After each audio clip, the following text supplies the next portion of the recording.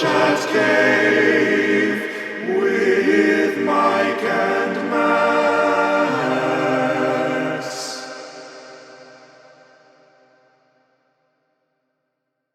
Welcome back to the Chat Cave here on McGTV, youtube.com/Mike McGTV. Follow me on Twitter at Mike McGTV. I am back here with my good buddy Max. What's up? Yeah.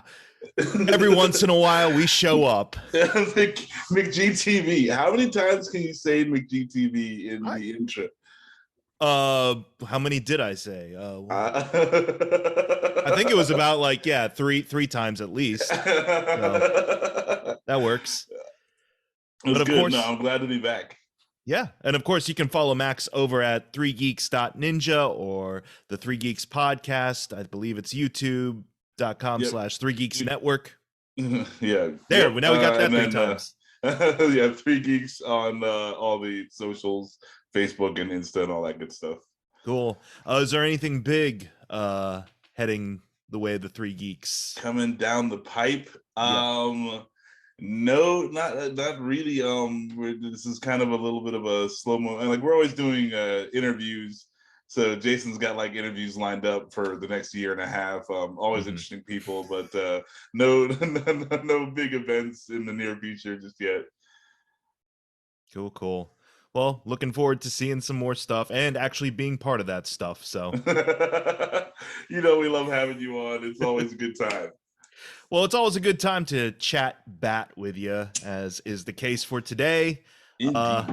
Well, I know we're a little late to the party on this, but at this point, hopefully everyone's seen the film and gotten their own impressions of it. So here, we can feel a lot less bad about spoilers now. I feel like I think so, because we'll probably delve into spoilerific stuff certainly for this. This is Matt Reeves's The Batman that just released at this point a couple of weeks ago. Yeah. So yeah. Are we at 3 weeks? Is it 3 weeks ago now? Yeah, I think about 3 weeks or so here. We're almost at the end of March, so yeah. But yeah, the longest Batman movie, right? It has to be. It has to be. It definitely feels that way. That was probably my biggest critique of the movie, is that it's just a little bit too long. But it also kind of helps like with the way they're telling the story, and then this particular Batman, the length of the movie is kind of part of it. So yeah, I don't know, but it's like 2 hours and 58 minutes runtime on this movie. I'm sure we'll be getting into like specifics, but that's also part of one of my major critiques of the film, but we'll get to that. But I want to start off with the kudos, perhaps. Like, well, first off, did this film meet? I know sometimes we say try to go in without expectations, but the way that this was hyped up is like this was going to be something markedly different from what we've seen in other Batman stuff, perhaps. And did it meet that base expectation for you? It exceeded my expectations. Okay. I was very, very pleasantly surprised. Nice. I only let myself watch the first trailer that they put out. Mm-hmm. I didn't. Anytime something else came on, I was like, blah, blah, blah, blah, blah, shut my eyes. I was doing the whole deal. So I didn't get too wrapped up in hype. Right. Because I knew from the first trailer that I just wanted to see the movie. So I wasn't too caught up in that, and my expectations weren't skewed by any deserved hype that the movie was building up. Had you seen any of Matt Reeves's previous movies? Any of the Apes movies he did, or Cloverfield, or? Yeah. It's like Cloverfield. The first Cloverfield, I actually dug. I was like, wow, this is kind of a different thing, and I thought it was well done, especially for like a lower budget. Yeah.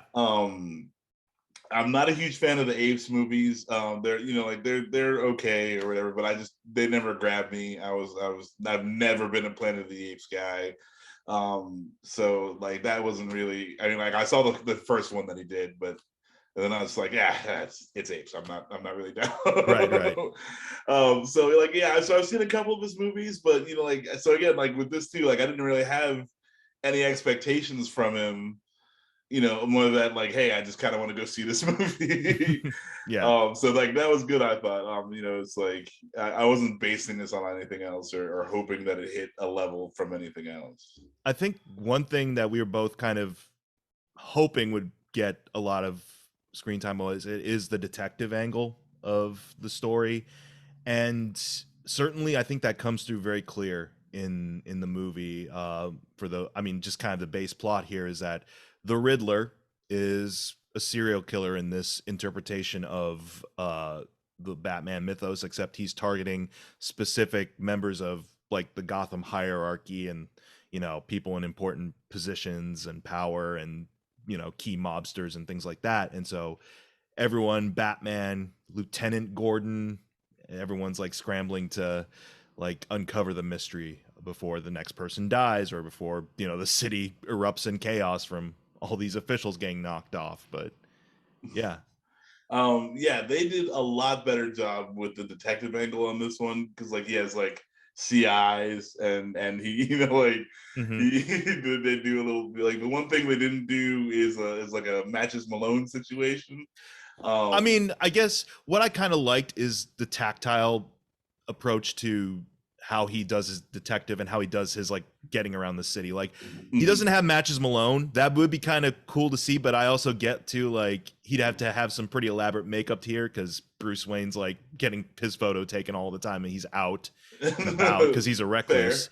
But sure. Like I like how he's just like, you know what, hoodie, backpack has the suit. This is how he gets around when he doesn't have the Batmobile. Yeah, he's just got like a regular nondescript motorcycle that he's riding around. Yeah, I dug that for sure. I feel like he spends more, you definitely spend more time as Batman. Yeah. In this one than Bruce Wayne. I was really surprised about the amount of Batman time in the suit that he had. Like certainly there's times where he's shows up as Bruce Wayne, the public image of Bruce Wayne, and then there's times where he's on, like I said, he's on kind of the rounds in Street Bruce, as I was calling him, attire. I like that. Street Bruce, like yeah. Street tacos. Yeah, there we go. Yes, exactly. But oh man, that's for sure. I really did appreciate, like, man, he committed to staying in the suit for as much as he could, and it works. I got to give Pattinson that, absolutely. I feel like this Batman is the first time where they show you like Bruce Wayne has kind of lost it. Like he does not have any real connection to Bruce Wayne. And he does, like the Joker kind of touches on, or the Riddler, sorry, kind of touches on it in the movie, but like, he feels way more comfortable as Batman, like you're in Street Bruce than he does, as Bruce Wayne, and like it's interesting, I think, like, where he's having, like, he's trying to cope, and this is the best way he knows to cope is to do this detective stuff, but it's not healthy. And also, I think that's a good point too, is that this is like the most we get to see, like, the trauma hasn't subsided with Bruce. Like he hasn't found the proper way to channel it, even though he's Batman in his second year. Like he's still figuring out what that is, and that's kind of the journey of the film, is he figures out, like, I can't be this kind of Batman. I have to be something different, is what he finally comes to realize by the end of the movie. But like his Bruce Wayne, like when he does have to show up in public, like for the funeral and stuff, it reads like, this is someone who has not gotten over his trauma.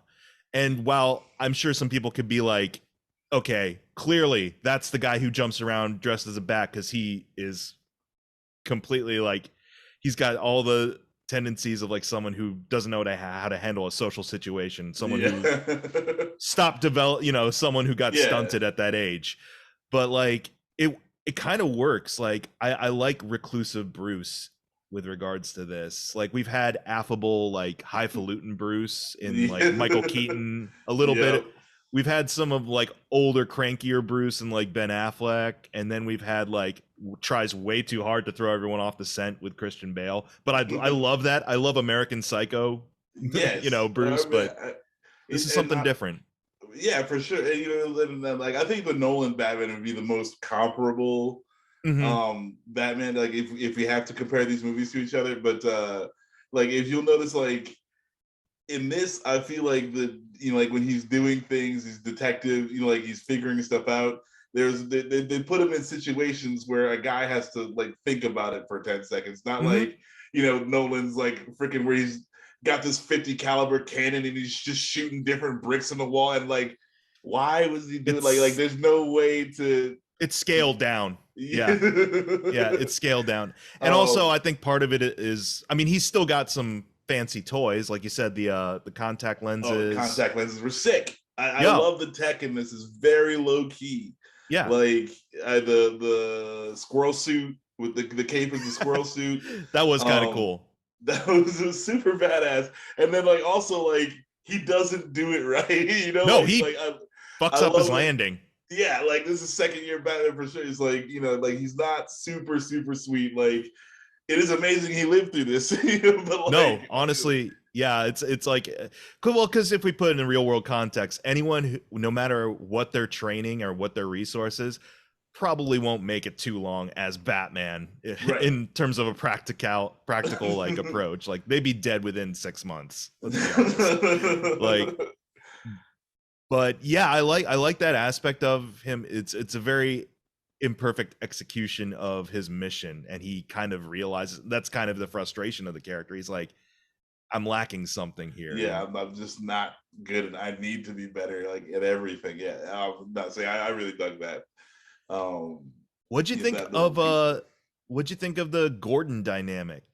Because I really like this. Is my favorite Gordon, and that's because like Gary Oldman's sure. just one of my guys. Like I love that dude. So I was like, you got to put on a performance if you're gonna tell me to tell Gary to sit down. And yeah, this guy pulls it. What's his name? I keep on forgetting his name. Jeffrey Wright. Jeffrey Wright. Yeah. He's a solid actor. Like I don't think I've seen him in something where I was just like, wow, that Jeffrey Wright guy phoned it in. Like eh, he was in Westworld. He was so good in Westworld. And yeah, he just brought that level to it.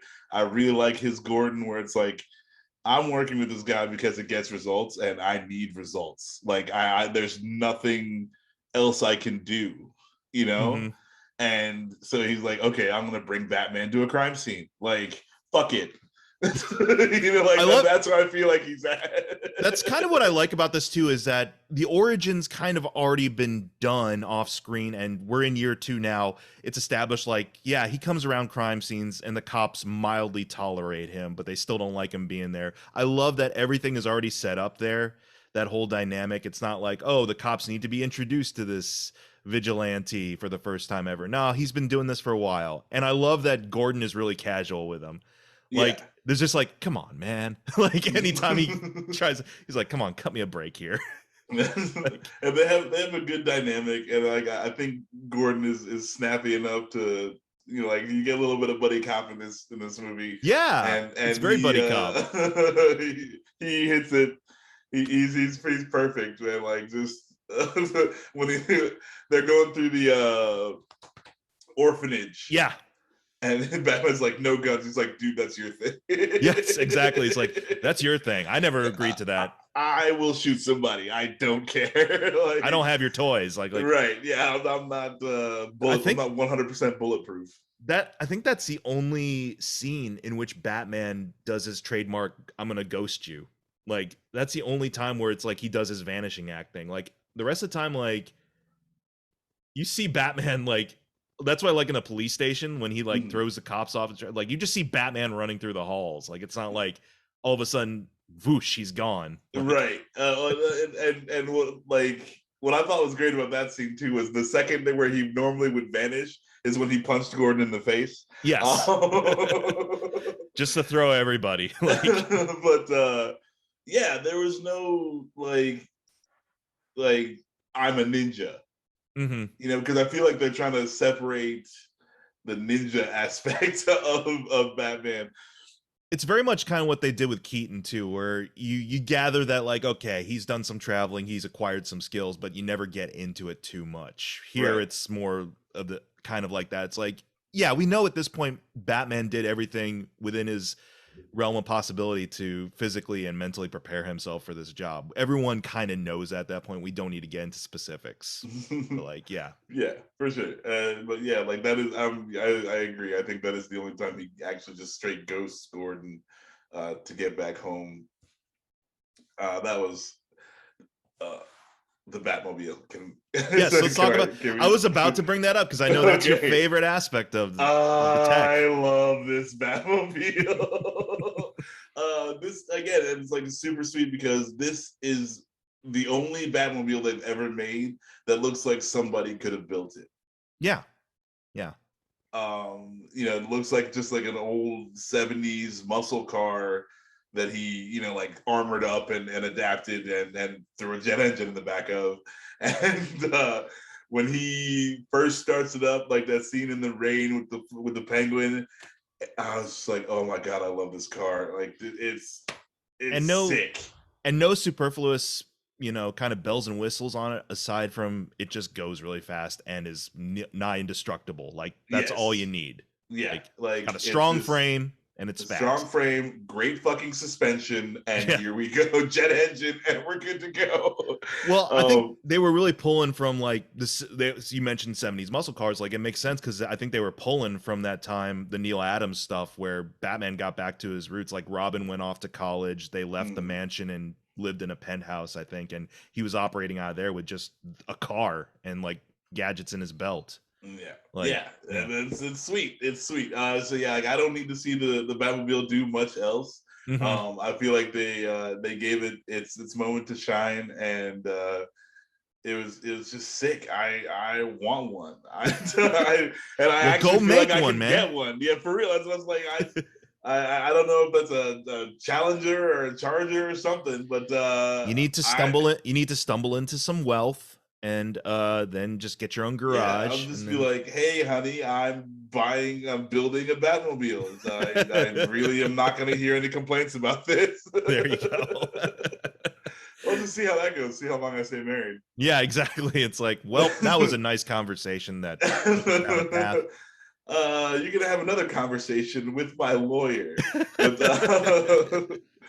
no, it's just that Batmobile is so sick, and yeah, it doesn't really do anything except for drive, which is another interesting thing because normally the Batmobile at least does something tricky.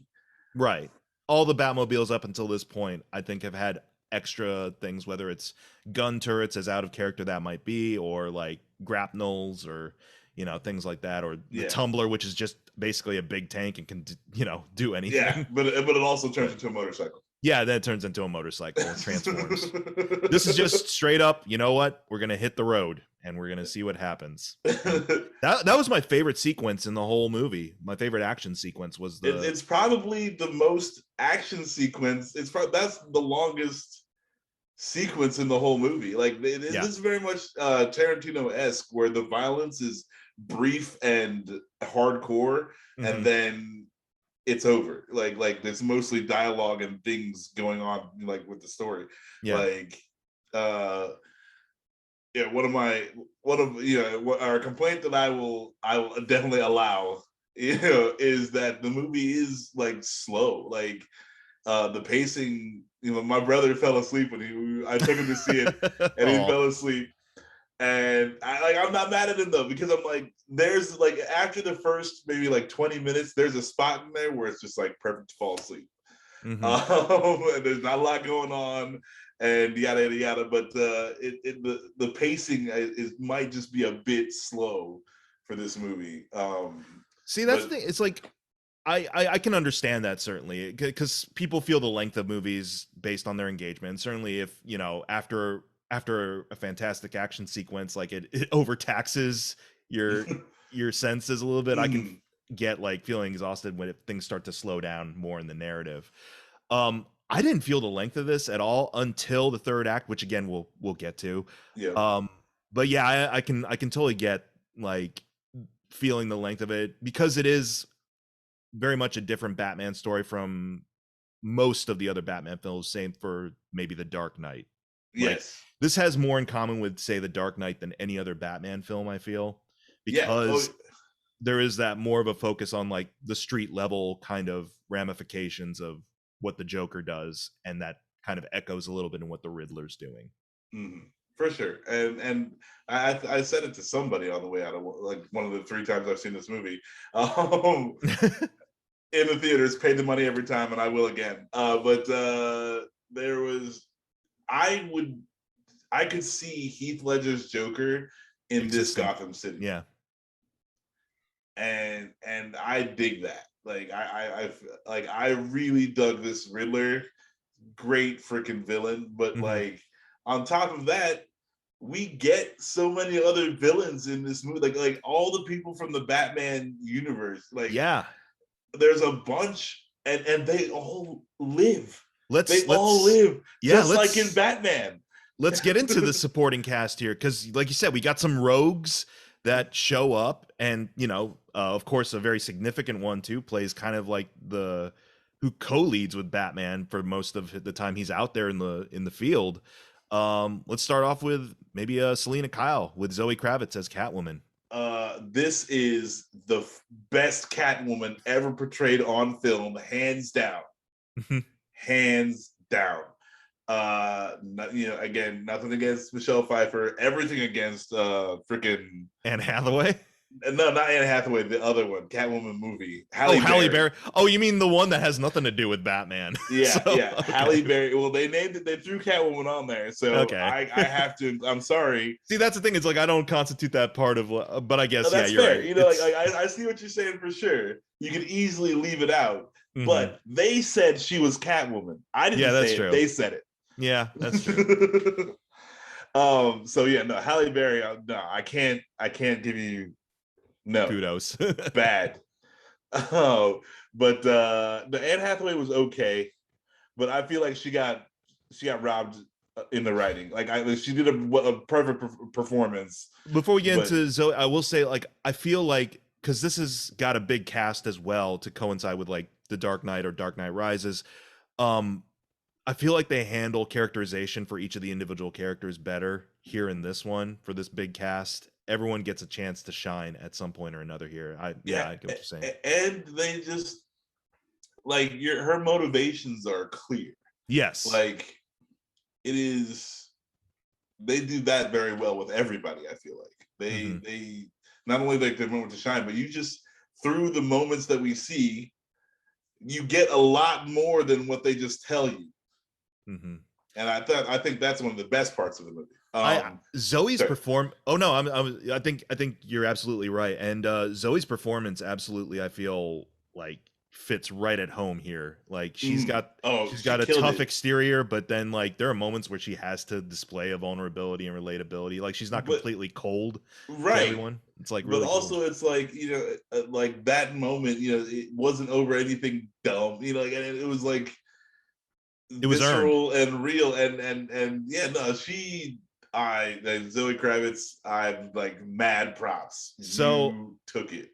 I'm curious because you and we know Long Halloween. We know what they kind of did with the Catwoman character and how it intersects with Carmine Falcone. I was curious in your theater when the revelation of why she's so invested in being involved in this story, and her connection to Carmine. When that was revealed, did you have gasps in your audience? Because I did. People were like, "What?" Yeah. Yep.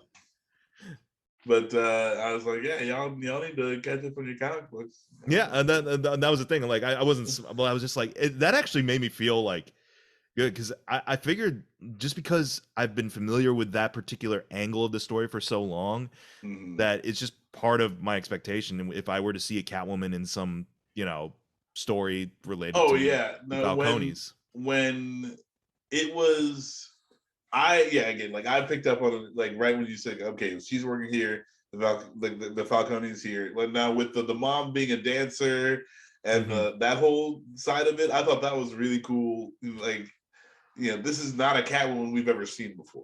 Well, and basically the fact that he wasn't 100% sure until the very end there of like, darn it. Again, I loved, oh my goodness, when Turturro's great. Yeah. When John Turturro walks out, I'm like, nobody fucks with the Jesus. Oh my goodness, no, that was great. I was like, I don't know how he's gonna do his Carmine Falcone, but I loved it. I love that sneaky, like, he got the sunglasses on the whole time, just like John Turturro. I'm from New York and I hate everything attitude. I was, I was down. Someone posted a screen grab from Wizard magazine from years ago. And I guess, because Wizard magazine, back when that was a thing, used to do like fantasy casting, kind of like what we do on Remake Revolution Oh, from okay. time to time. Yeah, for sure. And I guess back in the mid '90s, when they were like, here would be our dream cast for live action Long Halloween. They were like Turturro as Alberto Falcone as the son. Yeah, and it's like it kind of works, but I bought him as Carmine. I bought it like no, he took Carmine again. Like everybody, like took what they had and ran with it. For sure, I loved. And then again, going down the line, like you can't mention Turturro in the Carmine Falcone role without mentioning fucking the Penguin. Yes. So I listened in on you guys talking about this on Three Geeks for a while. Some people didn't know that was Colin Farrell. Yeah. Oh, dude. I mean, like, it's not that. Well, it's not like you know it's Colin Farrell because he was but like there was no Colin Farrell in there. Mm-hmm. Like when he's bad, he's real bad.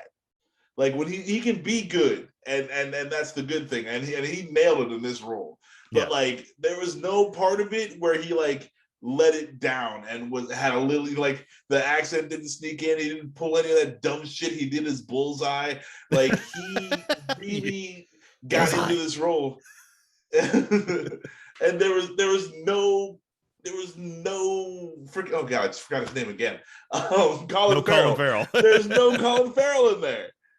No, I was like, holy shit.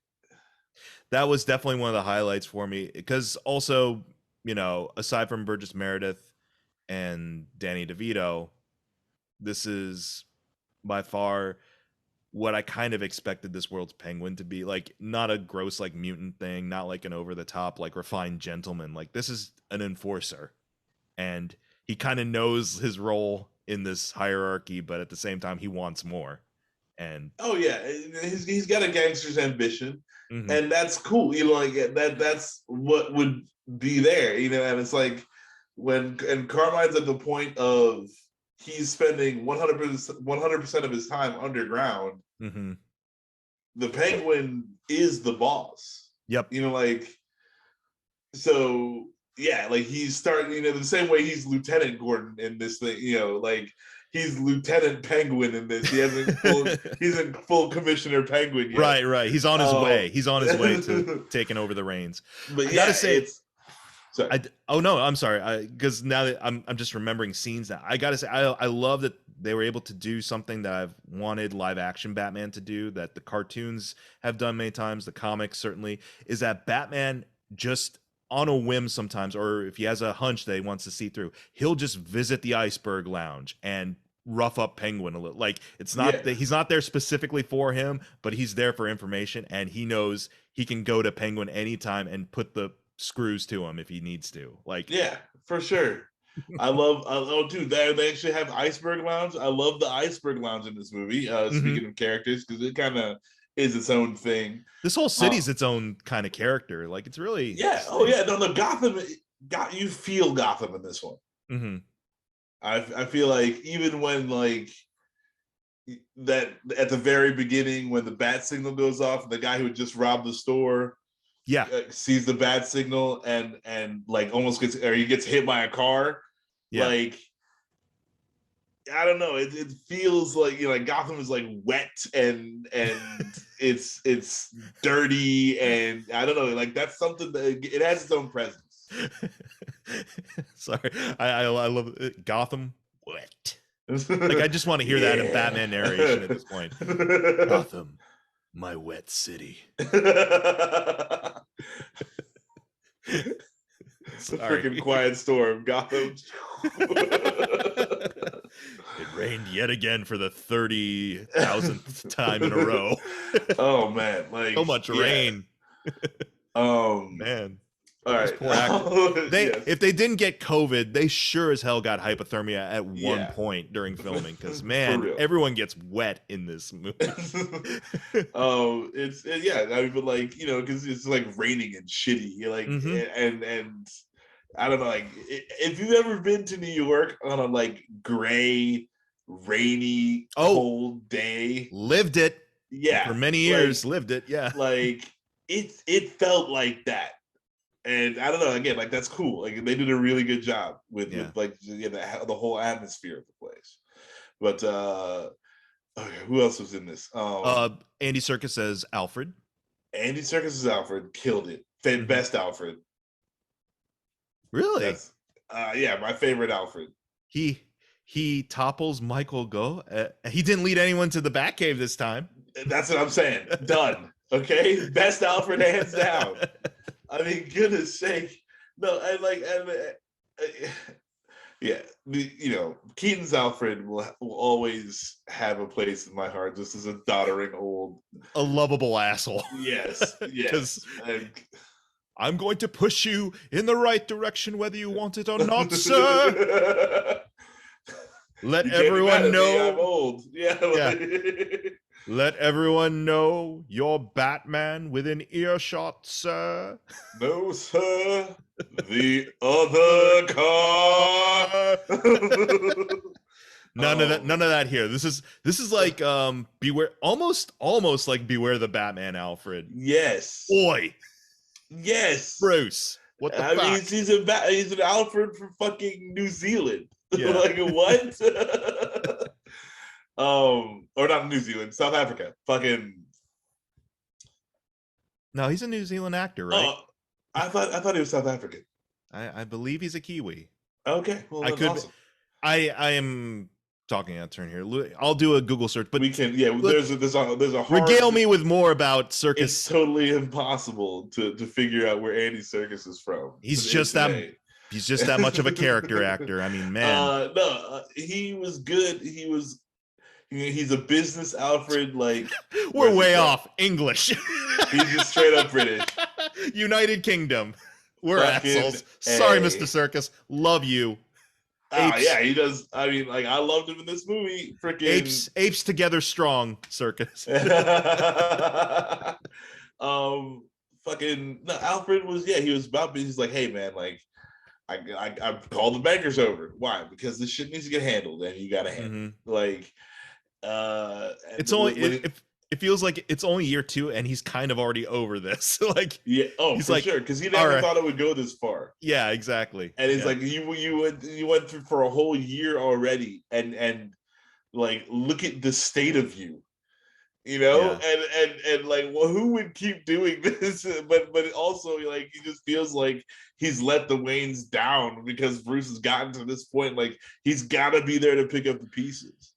And also, spoilers here, I kind of love that they went the route of dirtying up the Wayne legacy a little bit, the way the Telltale game did, and kind of sort of the way Joker did. But like, yeah, it's because what have you even more so in recent times? It seems like the richer your family is, like the more likelihood that at least one of those people are totally fucked up. Like, well, I'm gonna say it gave dimension to the Waynes, who are usually they're meant to be kind of the apparition. They're put on the pedestal. He stands by the fireplace and looks at their portrait. Typically, like they don't get to do a lot, or you just get tired of seeing them get murdered over and over. Here, you don't even see the murder. No. It's alluded to in news reports, and then when Bruce finds out about the dirty little secret that Thomas had with Falcone, which but that's the thing, is like it's a very human place it's coming from. It's not like, oh, Thomas Wayne was a controlling monster who wanted his public image to be pure. It was like, no, he's fallible and human, and in an act of desperation to save his wife public humiliation, he reached out to the worst possible person. To the worst possible person who would lord it over him. And but also it's like, okay, like the very cartoony part of it is where he saves Carmine Falcone's life on his dinner table, Nah, that also came from the Long Halloween. Long Halloween, yeah. But because it's like, no, you gotta call that in, like that's not gonna happen. But yeah, that is the more like, oh, he's the altruist, certainly, because I think at some point or another throughout a lot of mythology, Thomas Wayne always ends up saving a gangster on the fly. Like that happened. Didn't that he was buddies with a surgeon in the animated series who saved Rupert Thorne or something like that? I don't remember. Something like that happened. Anyway, anyways, Thomas Wayne gets sainthood quite often, and here it's just like he's just a dude who fucked and he up. made a mistake. Yeah, and like he made a terrible mistake. I dug that. Like, and you still don't really know. Like, you have a feel for what happened. You still don't really know. I mean, like, whose story is the truth? Like that could play into sequels if they decide to expand a little bit more. Kind of like what Telltale was doing with their Batman game, where it was like, in that one, it's leaning more towards the idea like, no, Thomas Wayne actually had a really dark side, and there were severe repercussions for everyone because of it. Like, yeah, I'm down. Like yes, okay. Sure, take us to that spot. Take us to that uncomfortable place. But I like this Thomas Wayne. We don't really get a lot of Martha Wayne. No, well, we don't get a lot of them up front. Like I said, outside but of he just footage. got the clip of the speech that you actually hear him speak, and so he gets a little more play. But no, it's good. Like, I really like this take. And that that Martha Wayne was an Arkham, Martha Arkham. Yeah. I dug that. Like, that's from the Earth One thing graphic novel, right? Oh, okay. Where she's actually an Arkham and marries into the Waynes or something. I like all that. I like the Court of Owls repercussions, like the sounding kind of deal that we got going there. So again, Thomas and Martha Wayne, I thought, like they were solid. Like, just nice. Just very well done in this movie. All right. Well, let's build it up to the big, I guess you constitute him being the big bad, the Riddler. What did you think of the Riddler? Paul Dano. Great take on the Riddler. I really like this guy.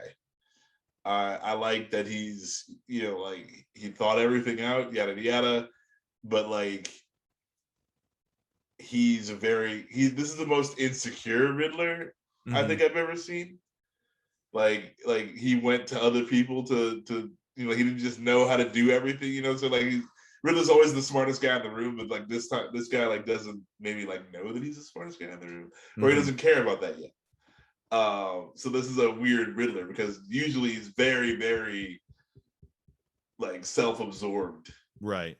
Well, like, yeah, this is proto Riddler in a sense that like maybe he does know he's smart, but he has an objective clearly here. He wants to make everyone who's in whatever way, shape, or form led to his lot in life, essentially, like they're gonna feel his pain or they're going to suffer for it. And yeah, like you said, he kind of outsources that vengeance. And this is, I think this worked pretty well. Like, yeah, this is probably what the Riddler would do: is he'd go on some pretty dark forums, post and farm for likes and subscribes, and get people rallied up into his kind of following to kind of do this. I thought I thought the mask was all right. Like, again, like it's a whole different thing. Normally, like the Riddler wants you to see his face. It's very hush. Yeah, it's got a hush quality to it. Yeah. But it's also just like, here's a thing that would be there. Like, it wasn't over the top. Like, the riddles. What'd you think of them? It's I mean, I guess because with the riddles themselves, like, that's the thing, is like, depending on who's writing for the Riddler, like the riddles can be pretty apparent, but also that's usually kind of intended. Like the Spanish thing that came up, the fact that the Penguin was just like, you idiots. Like, am I the only one who actually knows like proper Spanish and syntax? I can speak Spanish. Yeah. But like, there's usually a double kind of objective with the riddles. Like, maybe they'll be easy, but they're actually leading towards something far more, complicated or sinister. Right. Yeah, and that pushes Batman to do detective stuff, which that's why I love the Riddler as a villain. Is good for Batman, because I like anyone who can engage him on that on the mental level. Yeah. Is awesome. But I will say it's a step up from reading brainwaves.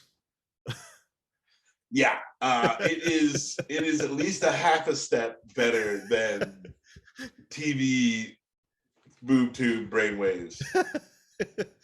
But yet he has the exact same intensity as Jim Carrey, ironically. Like he's bringing a lot of energy to when he needs to. Yeah. Oh, Jim Carrey just kind of does it all the time. Oh man, Jim Carrey was bouncing off the walls. I mean, but that's what it was asked. That was what was asked of him, for sure. But when Dano turns up the intensity, it is terrifying. Yeah, he does a good job of this. You know what it reminds me of? Ben Kingsley in Iron Man 2. Before 3. Or 3. Sorry, yeah. Iron Man 3. Sorry. Before you realize that he's Trevor. Yes. Yes. The setup. Yeah. Yeah, like he is calculated. He gives you as much as you need to get to the next thing that he's got planned. And like we were saying, like when he loses it, like when he starts to get into it, he's good. He's really scary. Like it's a very because you're not with the Riddler, it's usually like half of a joke. You're never really like afraid of the Riddler. You wouldn't really this is why you wouldn't want to be in a room with this guy. Right. So I really dug it. Like I really, really dug it. And he lives. He lives. Basically all except for Carmine, all the big baddies live. Yeah. I loved it. It's just from like the amount of people Batman didn't kill in this movie. Yeah. He laid off that a little bit. Did he kill anybody? I mean, I'm sure head trauma will eventually lead to death. He messed some people up royally. But that's Batman. That's Batman. No, I don't think he outright killed anybody. But he's still breathing. No, I don't think he did that I don't have to save you thing. He didn't outright kill or manslaughter anyone. He just I think that is reason enough to call for best Batman. Because this Batman is the only Batman in movies that didn't actively murder somebody. He was consistent, let's say. Let's say that. I think one thing we can really kind of agree on here is how the film is shot, the cinematography of it. Like it's dark, like it's really dark in Gotham City, all the time pretty much. But I feel like it's a lot of nighttime Batmaning. A lot of neon in this, like not as much as like say a Schumacher film, which is just like but like a lot of like moody neon, like Blade Runner-ish type of lighting. I think that because like the whole 70s kind of vibe where it's like Manhattan, the fucking what's the square? Times Square. Times Square. There we go. Yes, it's so it's got a lot of lights going, and it's all at nighttime, and they're living in the club a lot. Mm-hmm. So I feel like you just get that lighting. It's got to be bright and flashing colors. And like you mentioned the darkness of it. Like at no point I've had this issue not just with Batman films, but with like actually some other comic book superhero stuff is a very muted palette that when there are darker scenes, it is hard to distinguish what is going on sometimes for me. Mm-hmm. Like it happens every once in a while in the Nolan films because, he plays with a much kind of cooler or toned down kind of color palette. Mm-hmm. Like Batman's first night out in Batman Begins when he's at the warehouse and stuff and it's effective, it's scary, but like there are times where I'm kind of like, what is that? What's going on? Right. Or like most recently, and I enjoyed the film just fine, but like Spider-Man No Way Home, whenever they're in the dungeon area of the sanctum, I'm kind of like, I can't see anything. Like I can't, like Yeah. I think that's Norman Osborn talking. I think, sure. But like Sure. here, the darkness is highlight, it's, you know, the lighting is done really well. Like when he emerges from the shadows in that first like big fight with the thugs, I'm like, whoa, that's some cool like reflection going off of his suit because of the rain Yeah. and stuff. And like he just emerges from the shadows like clearly defined. And I dug that about this so much. Yeah, this is like the least hokey, like the cowl is more like a leather thing, you know, like Hmm. just like tighter to his face, you know, like that's I was noticing that too. Like he looks super skinny, like in his head, Well, you it's know, like, yeah, because it like scrunches it or like, you know, kind of molds it to kind of make his face look skinny and slim. Yeah. yeah, And and that's it's just like Pattinson too. So right, right. So it's like yeah, his head looks like really like small, but like when I was looking at other, you can watch any other Batman movie, and it's like, oh, okay, well, like I see what you know, like there's a lot of thickness of suit there. yeah. Or like the suit has like sculpted on muscles that Yes, I guess in universe. I mean, I don't think that was the case for like say the Burton stuff, but I feel like in stuff like say Affleck's Batman, you know, it's sculpted to kind of be that way, but I think we're kind of implied because Ben Affleck bulks up for that movie too. It's like, no, yeah. that's all him. It's like, no, that's a sculpted suit. Here, You it's got like some pads in there. It's all good though. You look good though, man. he looks Don't good, worry. and You know, yeah, it's like effective. But like, here's we're where not it's like, hating, but yeah, we know there's some pads in there, man. Don't play. Come on. here's where like the technicality or the practicality of everything in the world really works for me because he just has stuff on his suit. Like Yeah, he's got like his grapple thing here, down here, like a holster. yeah. His gauntlets are like bulky as hell. Like his armor. Yeah, yeah, and he's 100% bulletproof Mm-hmm. in Except for this. here. No, but like I feel like because there's a Catwoman comic book where she's talking about making out with Batman, and she's like, he tastes like that stuff he wears on his skin to make it Oh, bulletproof. And so it's like I don't know. I think he's like 100% bulletproof in maybe this, that's implied that and then yeah. they literally shoot him with his mouth open. But I know everyone was on this earlier. He does the eyeshadow thing. That's justified here. Like, and it works. So yeah, because like especially with the cowl that they're using, like yeah, no, it's different, and I love the little like collar it's got. hmm Like I kind of dig the collar a lot. I'm like, yeah, I was like, all right, I think I'm down for this. Like it makes sense, layers and yada yada. well, I'm sure that as much as it is a design choice, it's also a functionality thing because it seems with every subsequent movie, they're making Batman move more and more, like, and not be like the stiff kind of like I got to move my whole body. Like it seems Right, like they're working their way with every iteration of Batman. That's like this has to feel just like it's clothing, like, but clearly it's not just clothing. But right. he has to be able to move naturally in this. Yeah, So. yes, and oh, like I thought the fight choreography was more John Wick, like without the guns. Yeah. But but it was sweet. Like I think it lends itself to Pattinson's ability, Mm-hmm. and you know, like doesn't try to force him to do something that he can't do, so he doesn't look stupid trying to do it. Well, like, And they don't. Or is that good? oh no, so I was just gonna say, like, well, the range of fights in terms of the dynamics, like he's up close and personal a lot of the times in his fights, and you know, obviously more brutal with like say street thugs or the gangsters. But like, I loved like the initial kind of altercation with Selena after he follows her when she breaks Yeah, in and stuff. Like that initial kind of back and forth they have, not just verbally but also physically, is really yeah. like fun to watch. Yeah, it was like, whoa, like, Yeah, like he's kind of like, okay, whoa, calm down, we'll talk this out. She don't give a fuck. Like, no, she was like, oh, okay, it's like that, and it's like right into it. I was like, all right, I really dug this Catwoman. Yeah.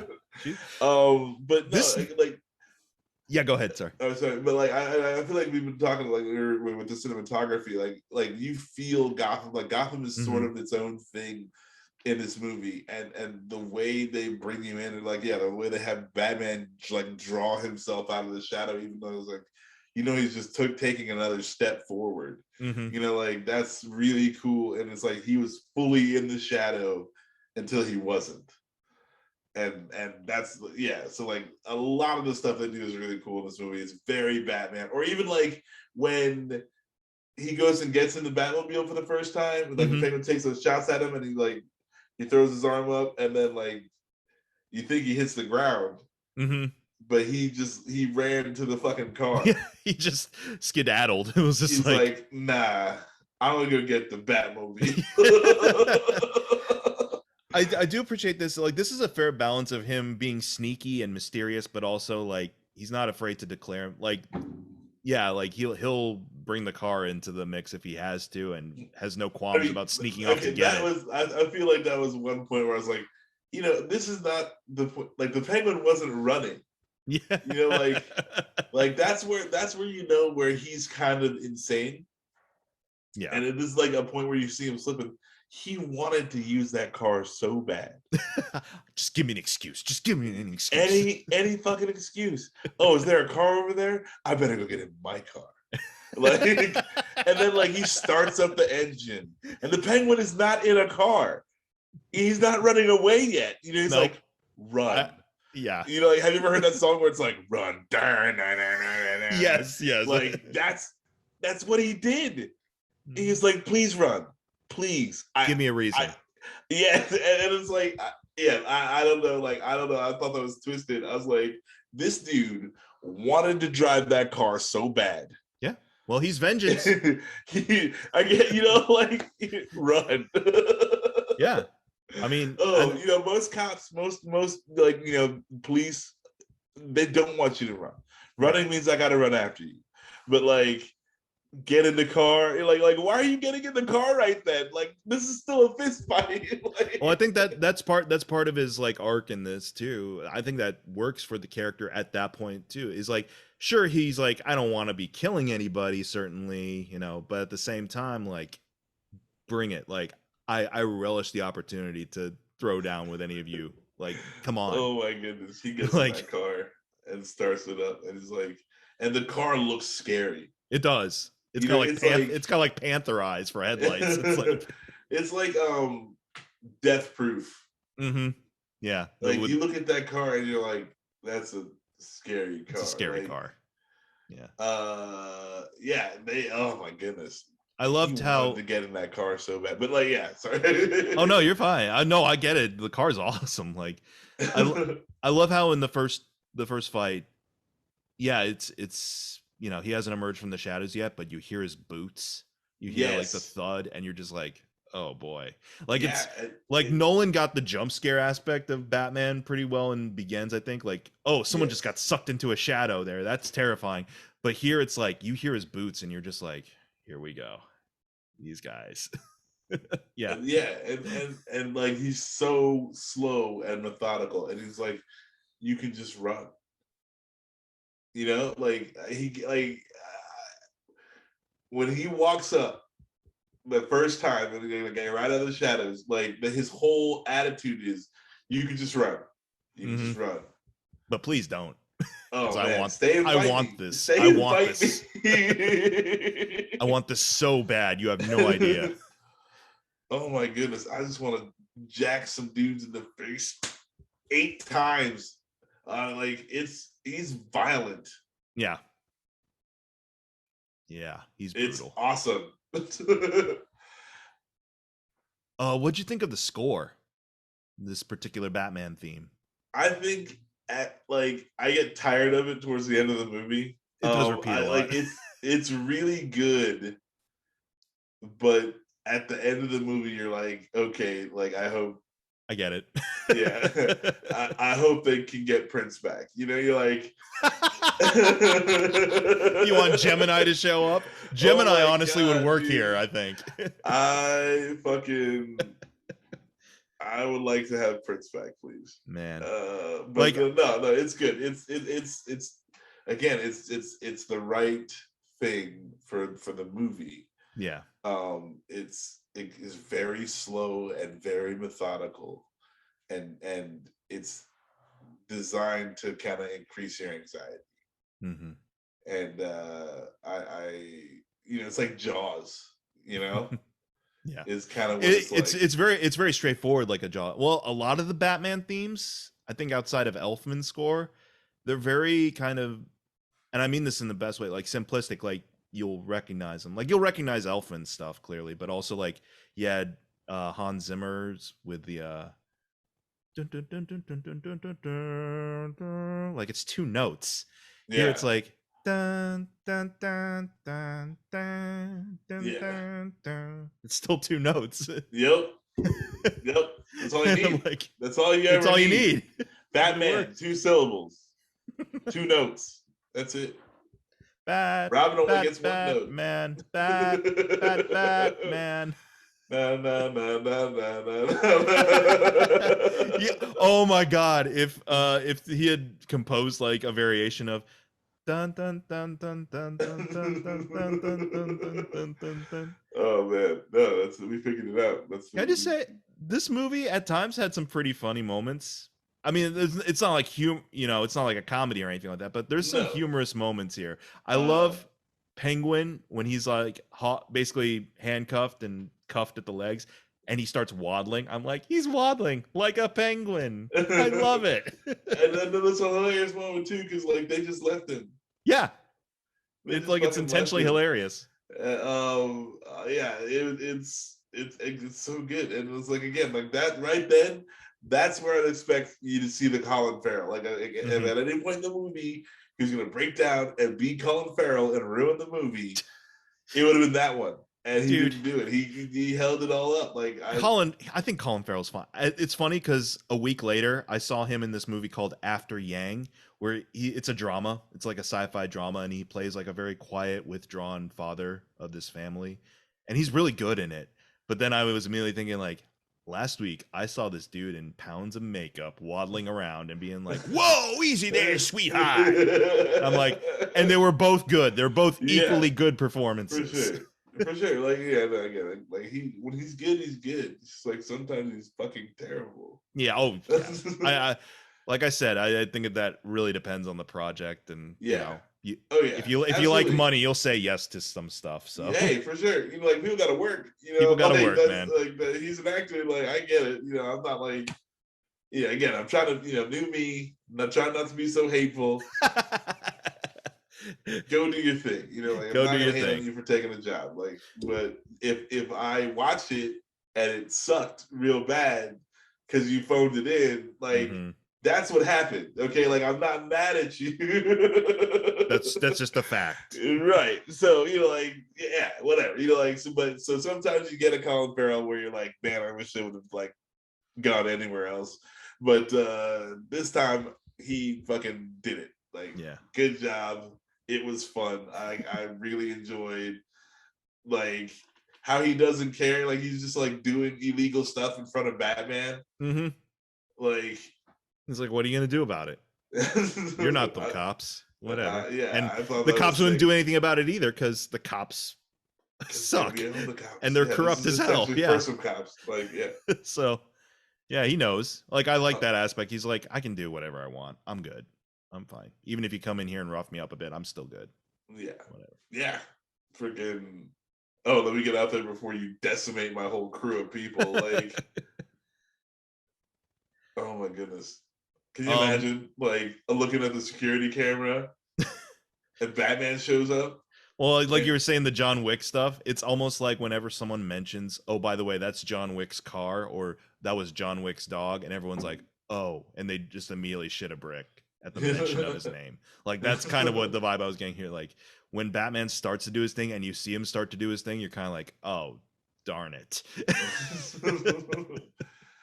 I mean, yeah, it's like the fighting is so sick. I love it. But he's totally bulletproof. Yeah, like he can get full on shot in the face and live. Like that's he gets blown up in the face in this. A yeah, bomb for goes sure. off like literally this far away from him, and he's totally fine. I mean, he passes out, but for Yeah, half an hour, which I don't think that's good for you if you lose consciousness no. for more than half an hour. That isn't Most intentional, like sleep or something. Like you're in a coma. yeah, like you're definitely concussed at the Yeah. very least, and you should not be asleep right now. And his first like knee-jerk reaction is like, I'm gonna beat up all these cops who are boxing me He's in right like, now. touch my face one more time. You know, Man. it's like Rorschach in The Watchmen. Mhm. It's like, oh, my face. Like that's how he feels about it. Yeah. Like He's sensitive about it. He's sensitive. I would have loved to see him fuck up that whole room of cops, though.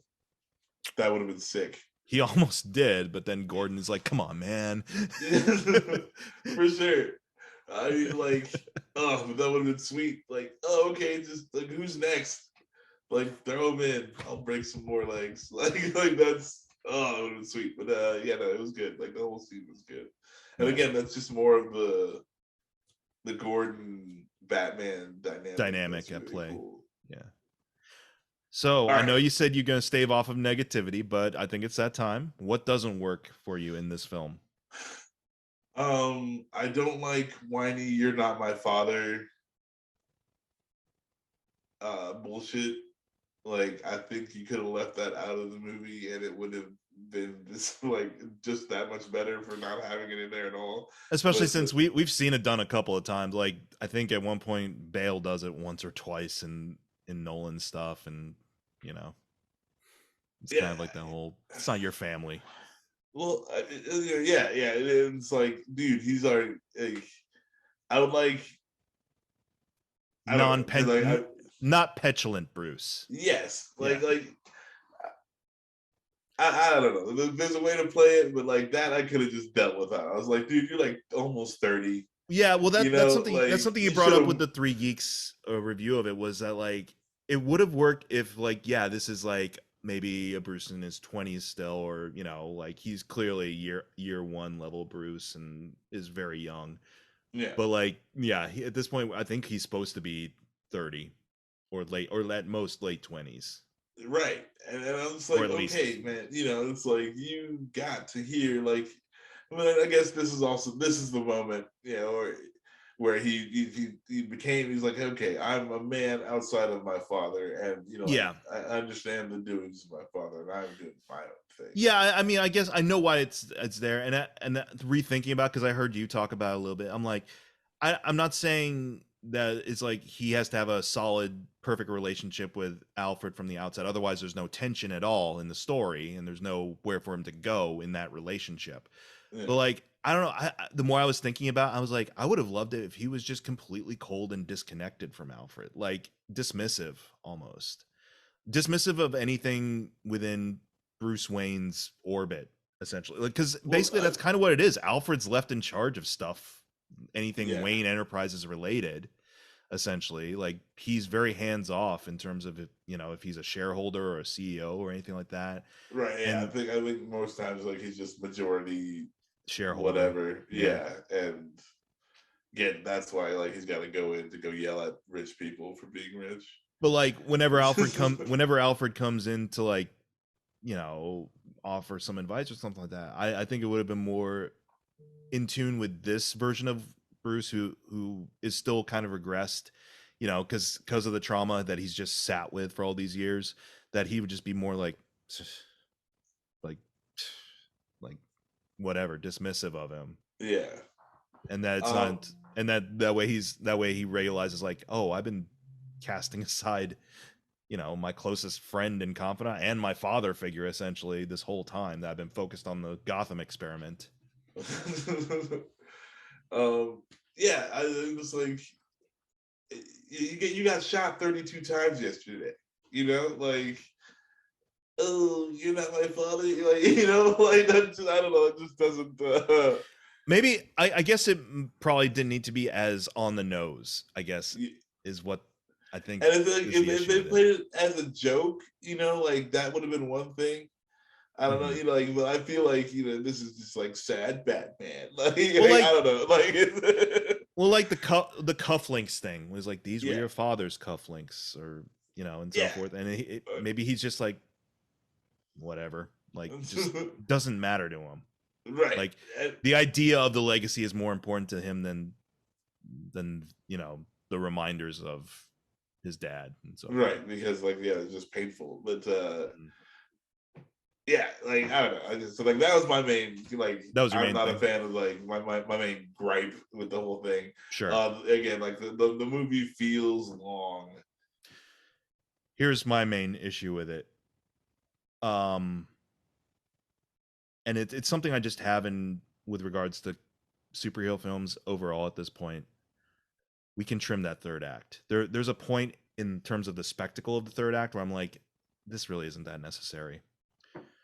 So spoilers, like you said, villains live. Riddler gets arrested, and he and Batman have a tete-a-tete in prison, behind the glass and everything like that. And there's a point where Riddler kind of lets on a little bit that maybe he thinks he knows who Batman, or he knows who Batman really is, but that's a red herring or a misdirect. Yeah. And then it's revealed, oh, this wasn't the end game. Here's the end game for Riddler. Right. And I honestly feel like, you know what? That could have been a great cliffhanger. If Matt Reeves is going to chug ahead with a trilogy, like he said as much, like, oh yeah, I can see this being a trilogy, like like a lot of the other superhero stuff at this point. But like, you could have left that open there. But there was a couple things. It was the seawall plan. Let's bomb the hell out of the seawall because we need a huge citywide disaster. And yeah, that whole like, the I'm vengeance line gets repeated to him. Yeah. Like, I just felt that was really on the nose. I mean, I get it, and it worked for the audience I was with, certainly, and this is just my own thing. But like, I get it. You don't need to outright say the mission statement of the movie.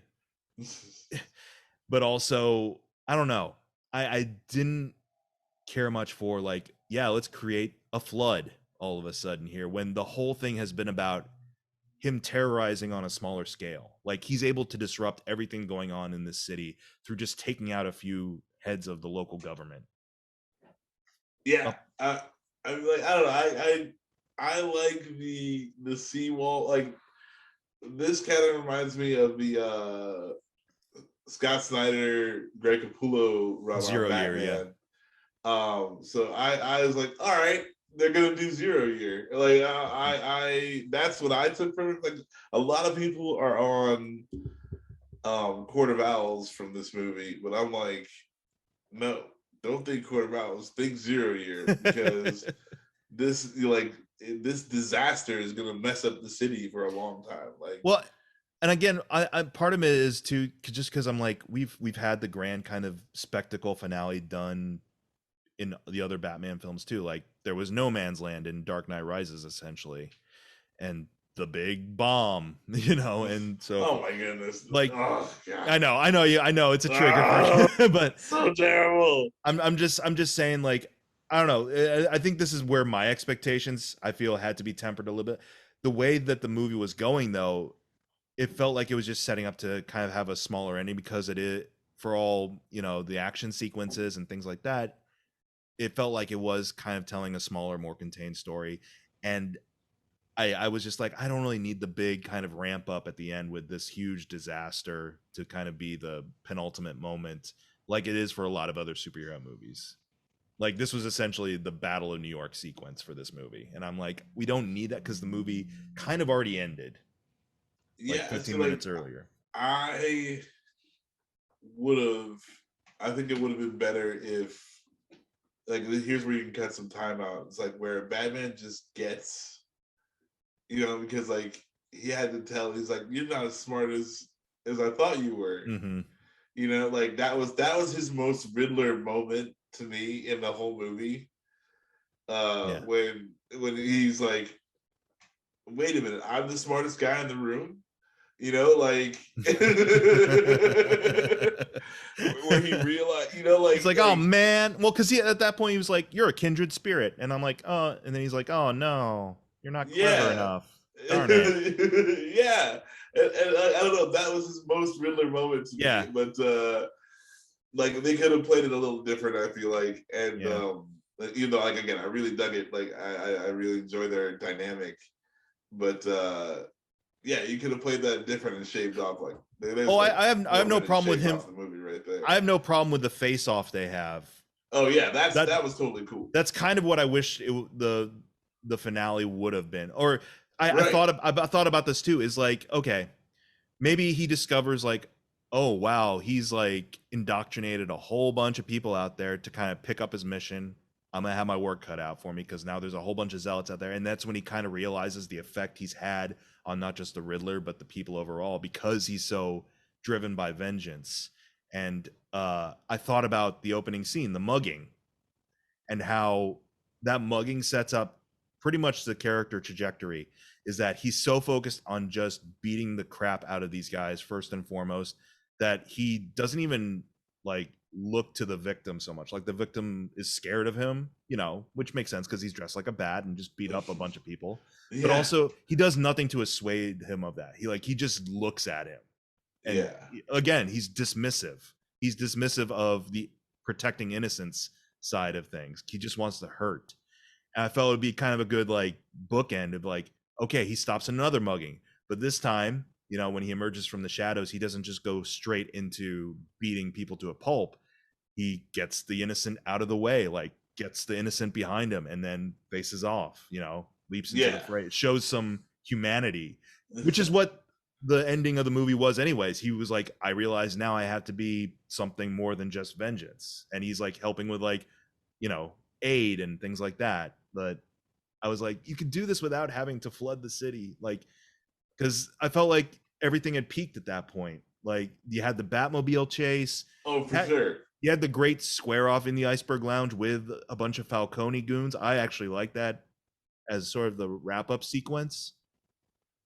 And I'm just like, oh yeah, no, that is where you feel like the movie is longest. It's like you feel like he's got the mystery solved. He has that great moment with the Riddler, and then like you take this breath, you're like, huh, everything's done. And then like that's when you're like, wow, this movie, I've been here for a long time. Yeah, that's when you take stock of like, wait a minute, how much longer do we have to go? So yeah, that's for sure. I feel like you still could have made it more of a cliffhanger, like you know, and still had the you're not as smart as like I thought you were, and maybe even like if you want to have Batman disarm one of the fucking van bombs, you know, like he's like, oh shit, there's more, you know, and he just runs, you know, he's like he thinks you stopped the thing, and hey, you haven't stopped the thing. And then like go into the next movie without like the motorcycle scene, get rid of that. You don't need Batman and Catwoman driving off on different motorcycles for like 10 minutes. They said their goodbyes already. Yeah, they already said their goodbyes. It's totally ridiculous. So yeah, it's just that's a good ending moment for this movie. Like, it's a really good stopping point. And I mean, I get why it is sequenced the way it is because, you know, it's a comic book. At the end of the day, it is a big comic book movie, and it's, you know, it's not like a total deconstruction or, you know, something a little bit different like what, say, Joker was. And I wasn't really that big a fan of Joker anyways, but I did appreciate it, like, okay, it's gonna wrap up a little bit quieter than I expected it to. Right. But with this one, I felt thematically this story of like how basically you mess with the system enough, that's enough to cause city, you know, chaos on a grander scale. It doesn't need to be a literal like I'm gonna poison the water supply type of thing. It's more like, no, you destabilize any semblance of law and order or any semblance of true justice in this city, and yeah, things will go to shit. And I thought that was hammered home pretty well with most of the story up until that point. So I was just kind of like, I don't need let's bomb the dam or let's bomb the water wall and flood the place. Fair. Yeah, like I took it as signs of 0 year. I kind of see that movie. So I'm hoping. But also, like that's kind of how 0 Year starts too. Is like, or because that's the thing. It's as a continuing arc. Like it feels like, okay, well, here's where we pick up into that now. Yeah, or like I also want to be. Yeah, he's just like having the. Like, okay, they're gonna end it at this conversation with him and the Riddler. It's like, you're not as smart as I thought you were, and then just like, so yeah, like you do a Joker, but Joker is out. Like the bomb goes off, and now Batman's got to leave and go deal with that. Like that would be kind of cool. I guess the other films at some point or other had this. No, it wasn't like Lord of the Rings things where it was like we don't know when to say goodbye. Like no, they knew when to say goodbye type of thing. But like, Dark Knight, the big thing with the Joker's done, and then he has to run off to deal with Harvey for another 15 minutes or so. But I mean, the thing is with that one is that hammered home the main message of that movie, and again sets up for the dynamic going into the third one. Is like, okay, now he's on the run. Now here's the status quo shift. And I felt like the status quo shift had already happened in this movie, and we didn't need another thing to make it more apparent that the status quo had shifted. Right. The city's messed up because of this. We don't need to flood it. It's already been messed up. Like, that's fair. But yeah, like, yeah, it's the smallest critique we can make about the movie. Sure. Overall, I still really enjoyed it. It's just that's when the length I started to feel it a little bit was just like, oh, he's got an end game. Great. Yeah, and it's like not even super. I guess like the fight is kind of cool, but then it's like, what was cool out of that scene? The Venom. When he takes this, when he pops that thing, I was like, that's Venom. Yeah, now that I think about it, I'm like, okay. And that would also be a very interesting plot line to follow. Where because I know you like that initial miniseries about Detox Bat, which we did on another episode. Yeah. Yes. Yeah. That is true. I didn't think about that until now. That like, man, maybe that could be the in-universe creation or applicability of Venom that could lead to a luchador. How do you make that work in this universe? Oh man, he can't be wearing the mask. Who would it be? Let's toss out some names. Man, I would find somebody. I would find a good Spanish actor. I'd say Danny Trejo, but he's way too old for this at this point. Yeah, no, there's no. Unless you de-age him, and that'll be just distracting. No, but Danny Trejo you could put Danny Trejo in that movie though. Yeah, like he'll fit somewhere, but not as Bane. Not as Bane. But yeah, I would find somebody but he has to be big though, but I would just find somebody. I don't know who I would cast as that. Maybe Batista. No, he's getting old. Yeah, it needs to be someone. It needs to be someone probably within the age range of this Batman at this point. Just he's not cast the werewolf kid from Twilight. Oh God, yes. Make it all the more like, why? Oh my God, absolutely. Because you'd be like, oh cool, I can take my shirt off for this, right? Gotcha. Oh man, yes, that's done, and we're done. Yeah, and then bring back. Oh no, because she probably doesn't want anything to do with him in real life. But yeah, I was like, bring back Kristen Stewart as Vicky Vale or someone. Oh my God, yes. I mean, and she'll bring some. If she wins that Oscar next week, it's like, yeah, you sir are a genius. That's how you bring in even more fans. You lost them when he went for serious stuff after doing Twilight. Here's how you bring him back. Yep. Twilight Batman. All right. No, that's the thing. This is far more intentionally entertaining than Twilight is entertaining for all the wrong reasons for me. I'll just laugh at it, but yeah. I had to watch Twilight once. But I got through it, and it was fun. You have a laugh at the movie. Yeah. But hopefully I won't ever have to do that again. I didn't have a laugh at this movie. I chuckled at times when there was something that was meant to be funny, but overall, like I enjoyed this viewing quite a bit. Yes, I'm definitely down to go see this movie again. Sacrifice a part of your day to do it, but yeah. Yeah, I gotta. Yeah, it's like, okay, well, I'm done doing every other like thing. Like I have 3 extra hours. Yep. Now I'm hoping they're playing the movie right now. How many chatterangs are you giving this out of 5? Ooh, out of 5, I'm gonna give this movie 4 chatterangs out of 5. Yeah. They did a lot of things right in this movie. Like, I enjoy this Batman. I like Edward as Batman. Going into this initially, like, I know this is on the cusp of you being like, I'll be more open-minded about it, but I knew Edward was coming up a lot and I brought it back. I'm sorry, but yeah, I know.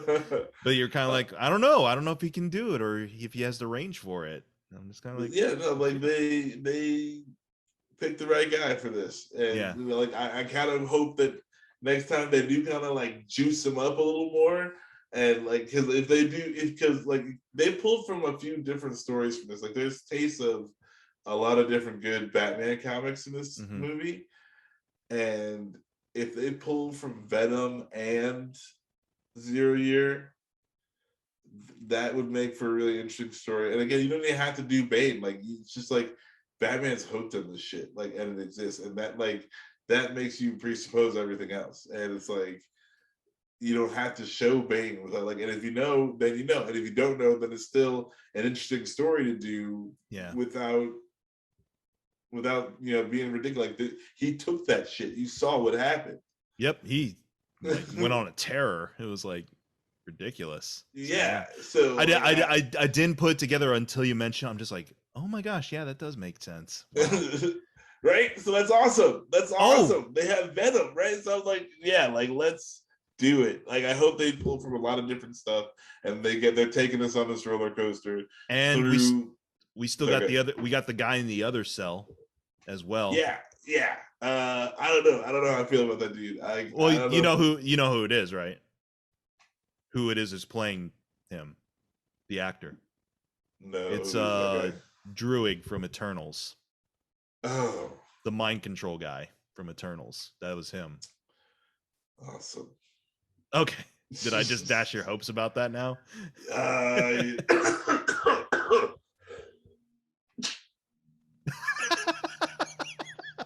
I think I'll take that as a quite possibly. Oh my god, I had a conniption. I just had a fit there.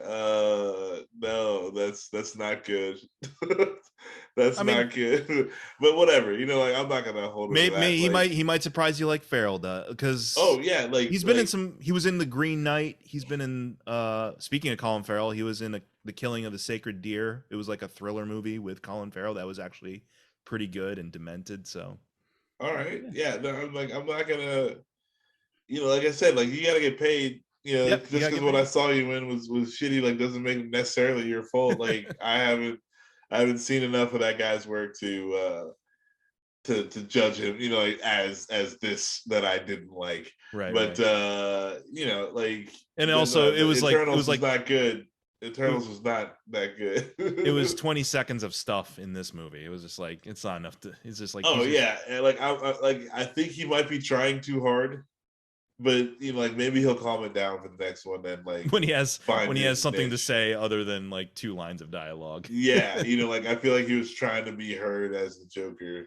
Mm-hmm. Like, hey, like I'm here, like me too. I'm here too. Like freaking see like Killer Croc down the aisle. I'm here. Yeah, but yeah, you're like, who else is in there? Like that immediately makes you think about what else they're going to be doing.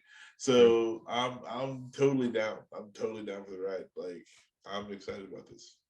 All right. The Batman. Well, I'm sure we'll get to it whenever the next one comes out, like a month later, as is our custom here.